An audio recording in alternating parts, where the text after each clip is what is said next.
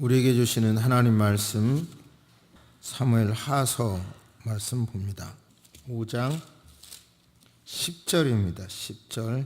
만군의 하나님 여호와께서 함께 계시니 다윗이 점점 강하여 가니라.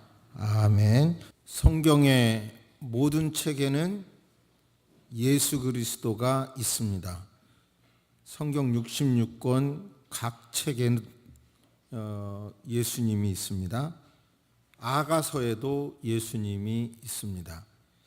마치 귤 껍질을 까면 그 안에 여러 개의 귤 조각이 있잖아요.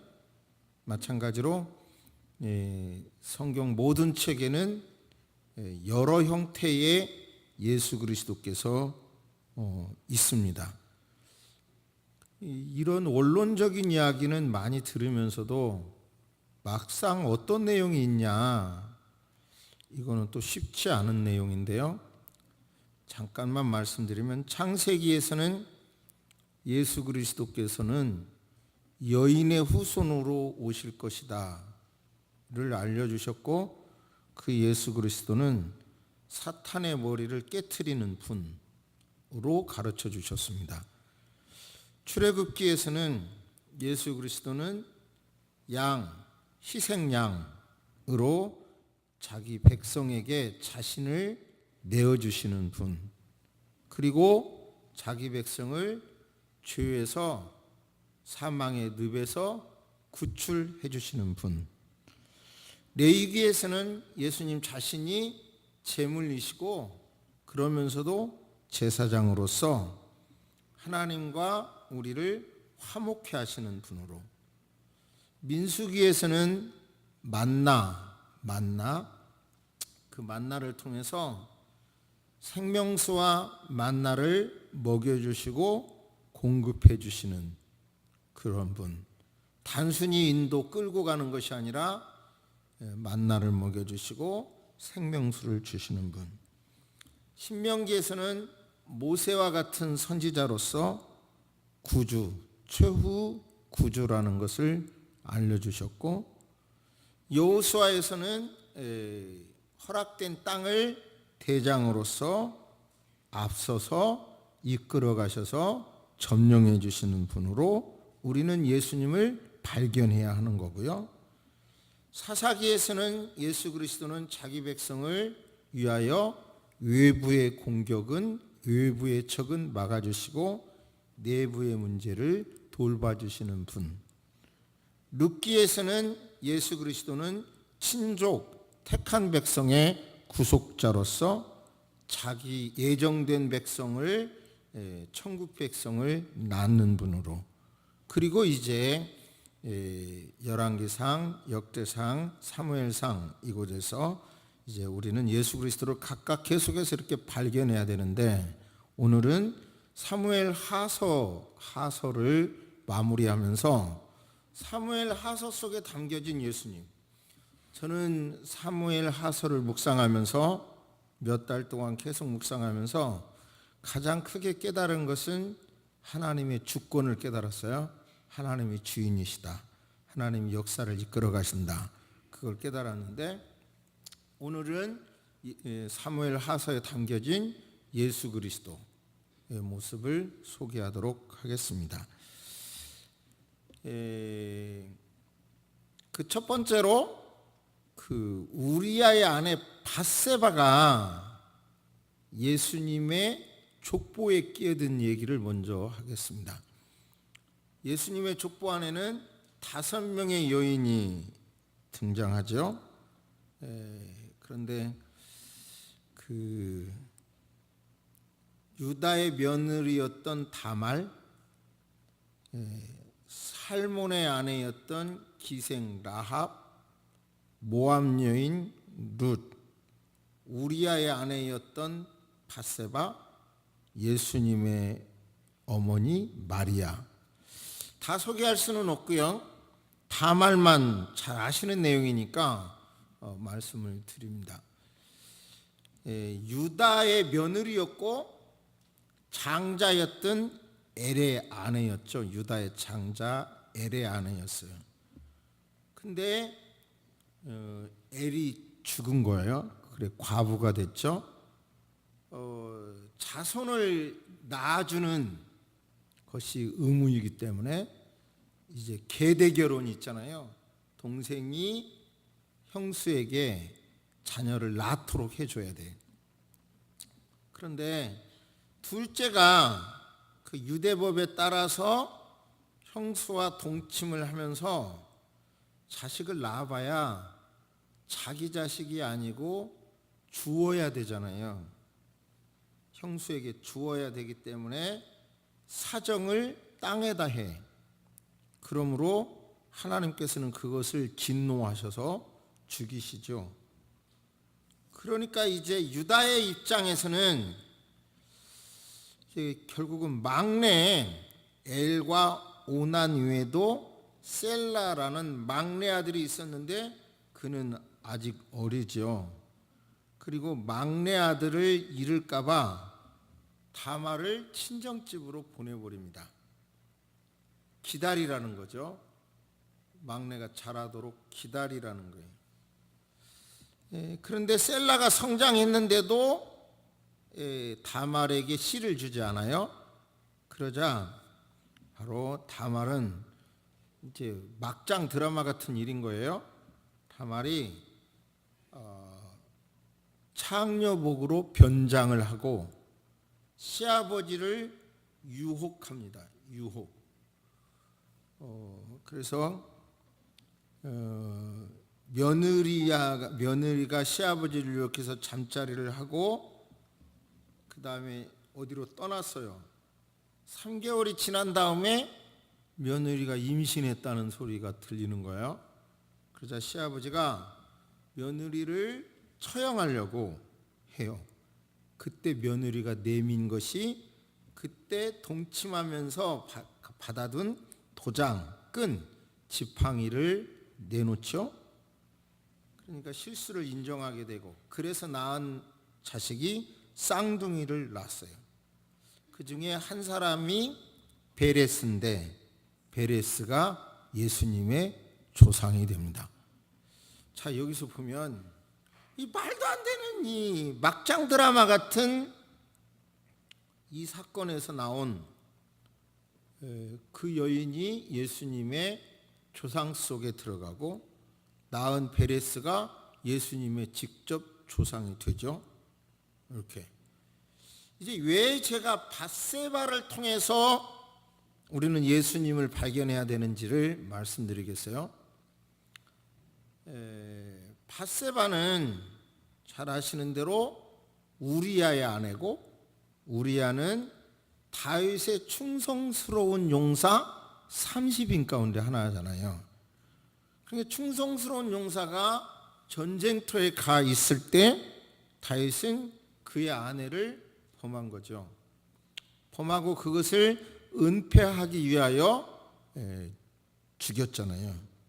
사건은 여기서 끝나지 않죠. 그 다음에 그를 아내로 맞이하여 드렸고 그리고 거기에서 낳은 아들이 솔로몬이고 솔로몬이 물론 간통 중에 낳은 아들은 죽었죠. 솔로몬이 그 유명한 지혜의 왕이고 다윗의 후손이었죠. 우리가 성경의 이름은 우연한 이름이 아니라 그 이름 속에서 그 사람의 인격과 신앙을 알 수가 있어요. 이름이 우연이 아니에요. 우리나라 말로도 가수가 자기 노랫말에 따라서 인생이 된다고 그러죠. 그러니까 뭐 요즘 뭐 쨍하고 해 뜰 날 이 한 사람은 쨍하고 해 뜨고 낙엽 따라 가버린 사람은 낙엽 따라 가고 쉬어라 뭐 이런 노래를 요즘 젊은 누가 불렀는데 그 뒤로 일거리가 줄었다고 하더라고요. 없다고 하더라고요. 그냥 노래 따라 간다는 건데요. 성경은 그 이름의 의미가 있어요. 그 사람 인생 전체를. 그러면 밧세바라는 이름은 맹세라는 의미가 있고요. 회개, 맹세, 회개라는 의미고 또 다른 밧세바의 다른 이름은 밧수르인데 풍성, 번성이라는 의미가 있더라고요. 그러면 보세요. 밧세바는 회개하고 풍성한 하나님을 체험한 거예요. 밧세바는 자기 남편을 어쨌든 죽였잖아요. 죽인 그 다윗의 아내로 영화를 누리고 살잖아요. 그러니까 어디 도덕적으로 인정할 구석이 없잖아요. 아무리 권력 앞에 그렇게 무너졌다 해도 존경할 만하고 흠모할 만한 모양이 전혀 없어요. 그런데 이 밧세바의 이름을 통해서 우리가 알 수 있는 것은 그는 그런 삶을 회개했고 회개한 이후에 바로 풍성한 삶을 누린 거예요.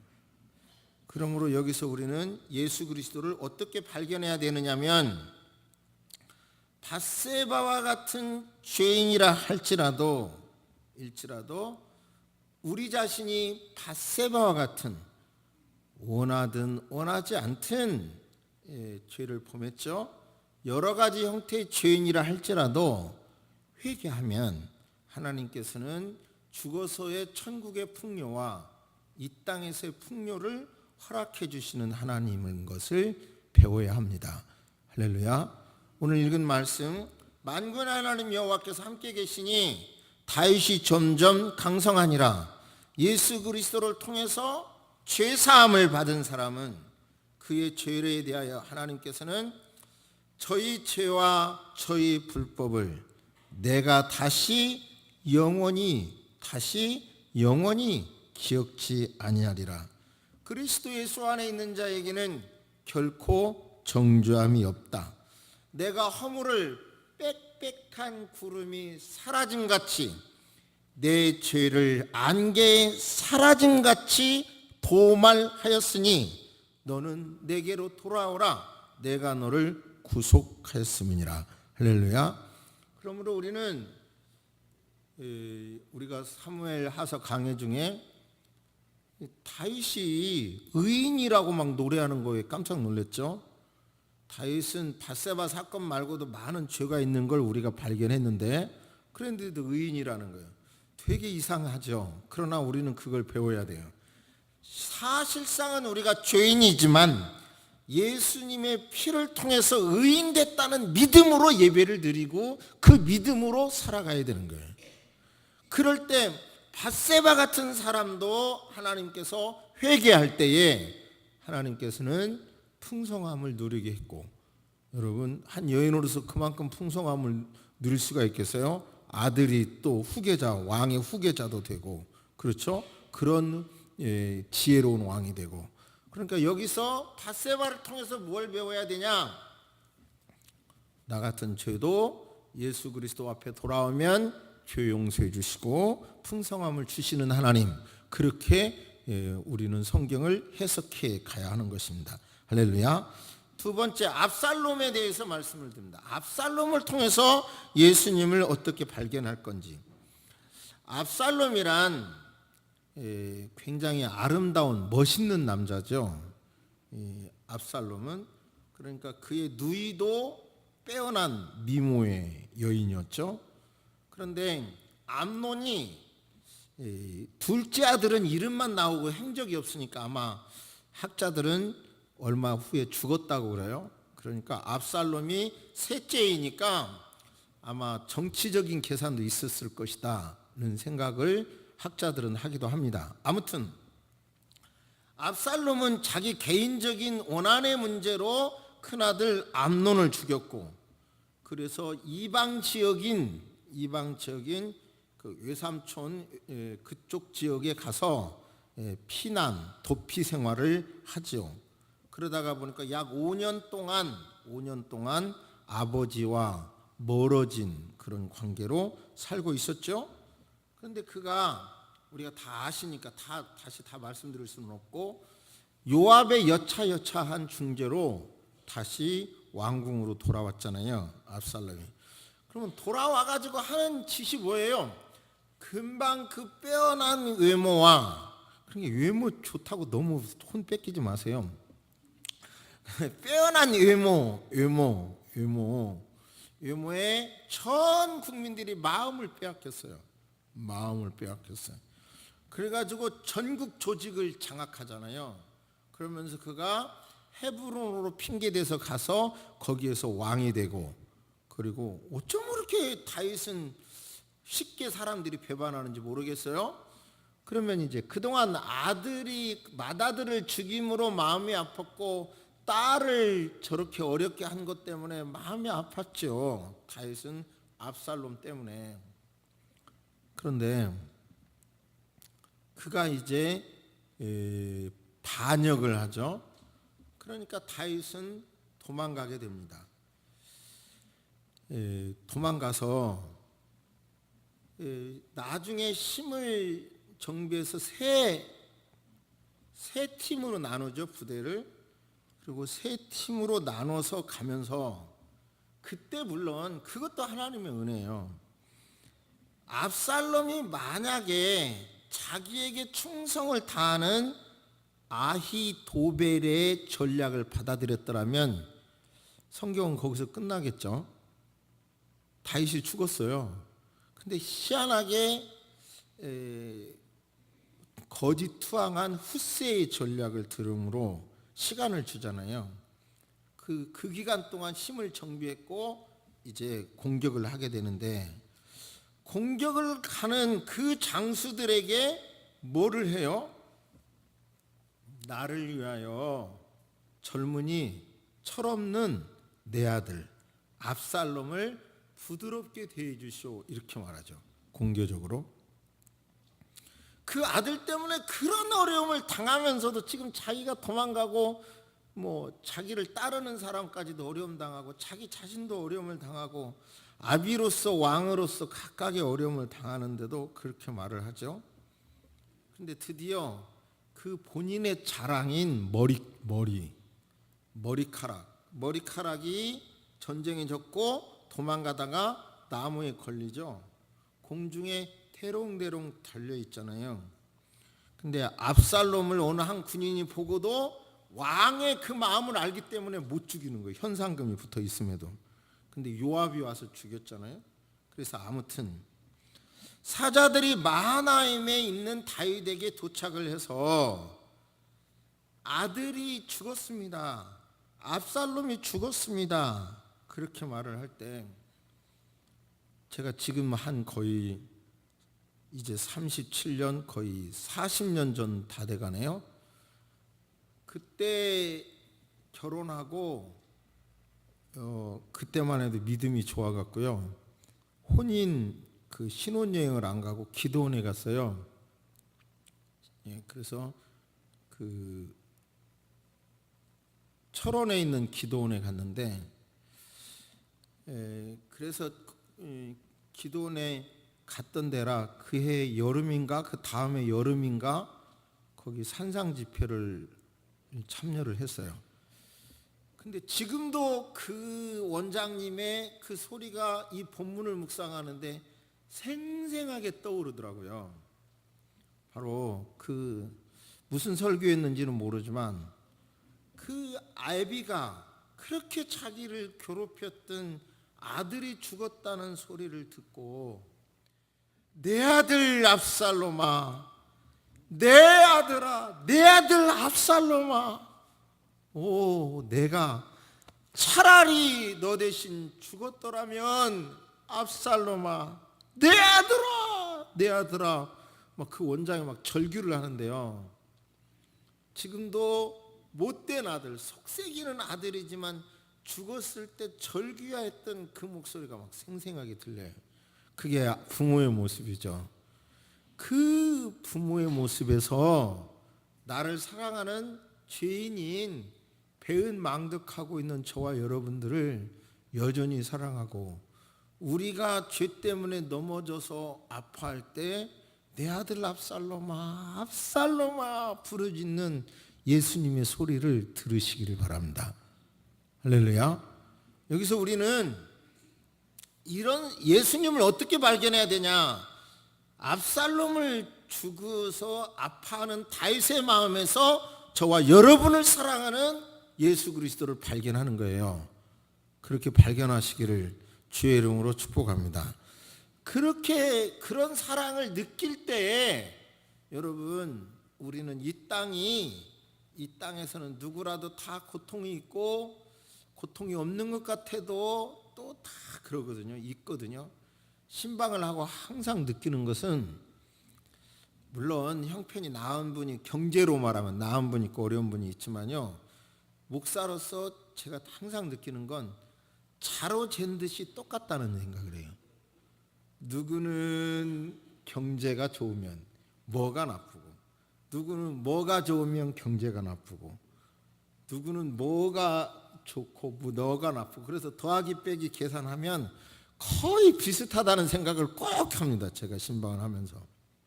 예, 진짜로요. 하나님 어쩌면 그러신가 할 정도인데 여기서 우리는 우리 자신이 없는 것, 내가 아파할 때, 내가 넘어져서 내 죄로 인하여 아파할 때 쓰러졌을지라도 성부, 성자, 성령님은 나를 위하여 이렇게 기도하신다, 아파하신다 라고 하는 걸 믿으시기 바랍니다. 그럴 때 사랑의 하나님을 만나게 되면 어떤 상황에서라도 극복할 수 있는 힘을 얻게 될 줄로 믿습니다. 아멘. 하나만 더 말씀드립니다. 목자이신 다윗에게서 예수님의 모습을 발견해야 합니다. 목자이신 다윗. 다윗과 예수님의 공통점이 있어요. 공통점이 뭐예요? 베들레헴에서 태어났다는 공통점이 있어요. 또 두 번째, 두 분이 다 양을 쳐본 목자라는. 여기서 말이 좀 이상하죠? 다윗은 실제 양을 쳐봤고 예수님은 뭐를 했어요? 사람을 친 목자인 거예요. 그런데 이 양을 치는 목자의 경험이 사람을 치는 목자의 마음을 정말 잘 드러내고 있어요. 그게 기가 막힌 거예요. 그래서 목자의 심정으로 담은 시가 73편이 있다는 글을 봤는데요. 예를 들어보세요. 주의 손가락으로 만드신 주의 하늘과 주께서 베풀어 두신 달과 별들을 내가 보오니 사람이 무엇이기에 주께서 그를 생각하시며 인자가 무엇이기에 주께서 그를 돌보시나이까. 그는 하나님보다 조금 못하게 하시고 영화와 존귀로 관을 씌우셨나이다. 우리는 밤에 반짝이는 별, 맑은 달을 보기가 어렵지만 도시를 떠나서 저 광야에서 깜깜한 밤에 빛나는 별을 보면서 하늘을 보면서 달을 보면서 다윗은 그 순간에 그 고백을 했던 거죠. 하늘이 하나님의 영광을 선포하고 궁창이 그 손으로 하신 일을 나타내는도다. 이것도 다 뭐예요? 그 양을 쳐보면서 하늘을 바라보며 한 거고, 무엇보다도 시편 23편이 목자이신 예수님을 잘 표현했죠. 여호와는 나의 목자시니 내가 부족함이 없으리로다. 그가 나를 푸른 초장에 누이시며 쉴 만한 물가로 인도해 주실 것을 믿으시기 바랍니다. 내 영혼을 소생시키시고 자기 이름을 위하여 의의 길로 인도하시는도다. 내가 사망의 음침한 골짜기로 다닐지라도 해를 두려워하지 않은 것은 주께서 나와 함께 하심이라. 주의 지팡이, 주의 막대기가 나를 안위하시나이다. 여기서요, 지팡이는 내 몸을 의지하기 위하여 들고 다니는 거고, 그리고 양이 넘어졌을 때 어느 분의 글을 보니까 저는 확인하지는 않았지만 양은 넘어지면 혼자 못 일어난다 그러네요. 그리고 이 23편이 쓰여진 것은 돌이 많은 골짜기예요.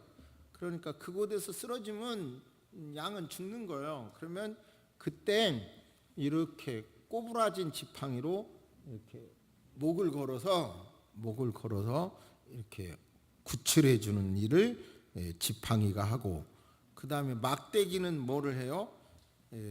여러 가지 맹수가 달려올 때 공격하는, 싸우는 거예요. 그러니까 잘 생각해 보세요.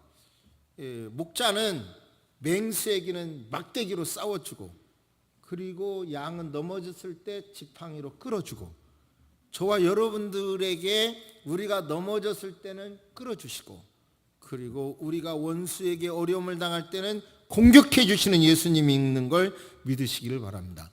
실제로 다윗이 얼마나 양을 위하여 최선을 다했는가를 알면 그 말씀 속에서, 그 사건 속에서 예수님이 저와 여러분을 위해서도 얼마나 최선을 다했는가 알 수 있어요. 뭐라고 그래요? 골리앗과 싸우러 나아갈 때 안 믿어줘. 이 소년을 안 믿어줘. 그러니까 다윗이 사울에게 말합니다. 주의 종이요, 내 아버지 양을 칠 때요, 사자와 곰이 와서 양떼에서 새끼를 움키면 내가 곰과 사자를 따라가서 그것을 치고요, 그 입에서 새끼를 건져내었고, 그리고 일어나 나를 해하려고 하면 내가 곰이나 사자의 수염을 잡고 그것들을 쳐 죽였거든요. 이렇게 말해요. 그러니까 곰이나 사자를 두려워하지 않고, 싹군이 아니라 두려워하지 않고 양을 위하여 이렇게 공격했던 다윗. 바로 우리는 뭐를 읽어야 돼요? 우리 예수님은 도적이 오는 것은 도적질하고 죽이고 멸망시키려는 것뿐이다. 하지만 내가 온 것은 양으로 하여금 생명을 얻게 하고 더 풍성히 얻게 하려는 것이다. 그러므로 저와 여러분들이 풍성하게 얻게 위하여 때로는 지팡이로 우리를 건져주시고 막대기로 막아주시는 예수 그리스도를 깨달으시기를 주의 이름으로 축복합니다. 그러니까 그만큼 사랑을 받는 존재라는 것을 믿으시기를 주의 이름으로 축복합니다. 오늘 설교 제목을 다윗 사무엘 하서에 나타난 예수 그리스도 이렇게 하려다가 새로운 시작을 위하여 이렇게 멋지게 잡아봤는데요.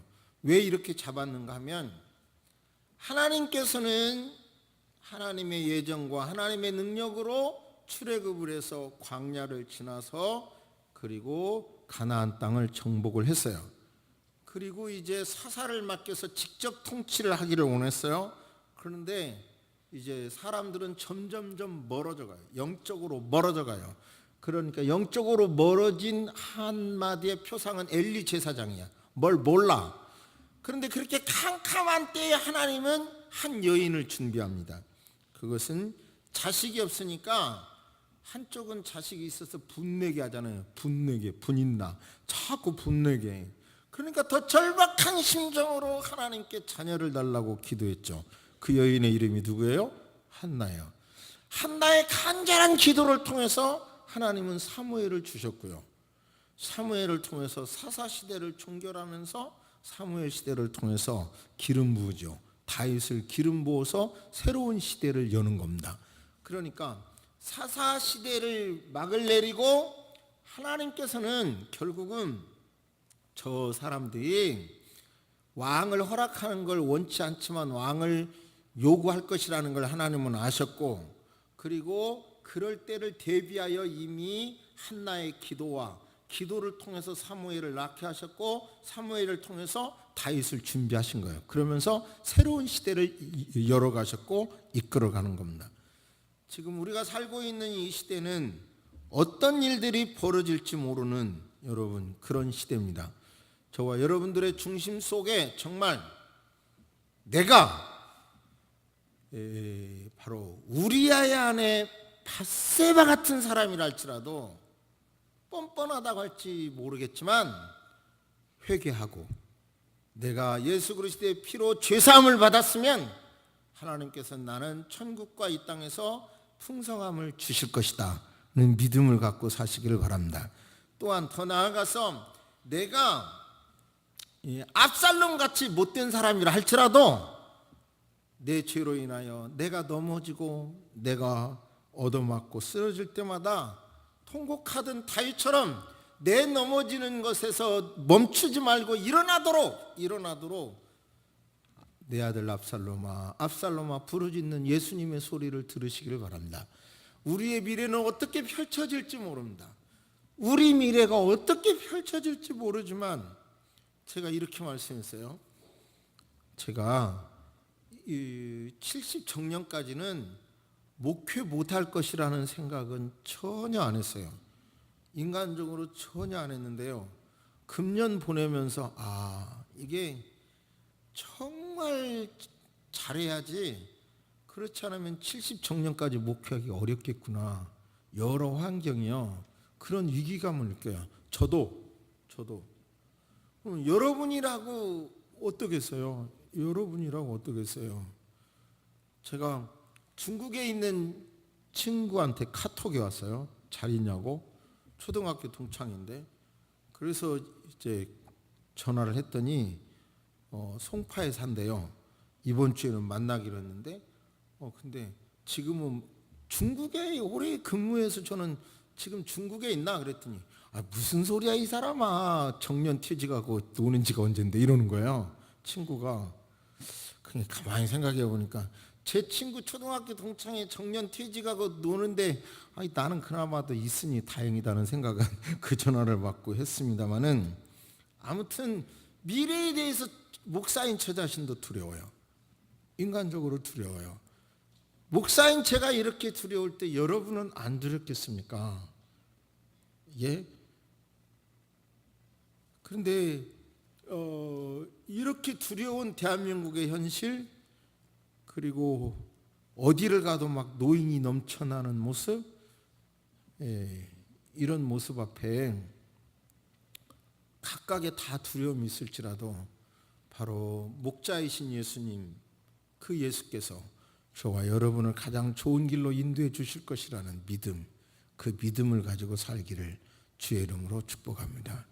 절대로 그 예수님은 신실하시기 때문에 우리를 실망시키지 않고 끝까지 좋은 것으로 책임져 주실 줄로 믿습니다. 그것도 가장 좋은 풍성함을 허락해 주실 줄로 믿습니다. 묵상하십니다. 예수, 추상적인 이름이 아니라 살아있는 예수, 나와 살아계심으로 함께 하시는 예수를 우리 성도님들이 흔들림 없이 믿게 하여 주옵소서. 돌이켜보면 우리가 노력하지만 중요한 것은 내 뜻대로 되는 것이 없음을 아버지 인정할 수밖에 없습니다. 여기까지도 그랬듯이 앞으로도 그렇게 해주시리라 믿습니다. 사무엘 하서 말씀을 통해서 하나님의 주권, 인간의 부족함, 이 모든 것을 진실로 깨닫게 하시니 고맙습니다. 오늘 사무엘 하서에 나타난 예수 그리스도의 모습을 말씀을 들었을 때 앞으로 모든 설교나 모든 사건을 해석하는 틀이 되도록 하나님 인도하여 주시옵소서. 이제 다음 주부터 요한계시록을 통해서 우리가 은혜를 나눌 때 특별한 은혜를 주시고, 요한계시록에 다양한 해석이 많지만 가장 성경적이며 우리의 영혼을 살리는 하나님의 음성을 정확히 전달하는 강단이 되도록 역사하여 주옵소서. 이제 2017년 성탄절 아버지 하나님, 오늘 캐롤송이 있었습니다. 아버지 하나님, 이 성탄절이 즐거운 아버지 계절이 되게 하시고 성탄절을 준비하는 것에 주님 진력을 다하도록 도와주옵소서.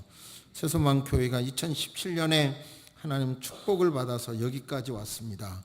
헌신자들에게 일일이 축복하여 주시고 새해를 바라보면서 교회가 교회되도록 온몸을 다하여 예배드리고 헌신하는 모든 분들에게 복의 복을 더하여 주옵소서. 특별히 내일과 모레 이틀 동안 김장을 하게 되는데, 이 김장이 한 분도 지치거나 힘들게 하거나 병드는 일이 없게 하시고 서로 협력하여 최고의 축제가 되도록 하나님 축복하여 주옵소서. 지금은 우리 주 예수 그리스도의 은혜와 우리 하나님의 놀라우신 사랑과 성령님의 감화감동 교통하심이 이제로부터 영원토록 함께 있을지어다. 아멘.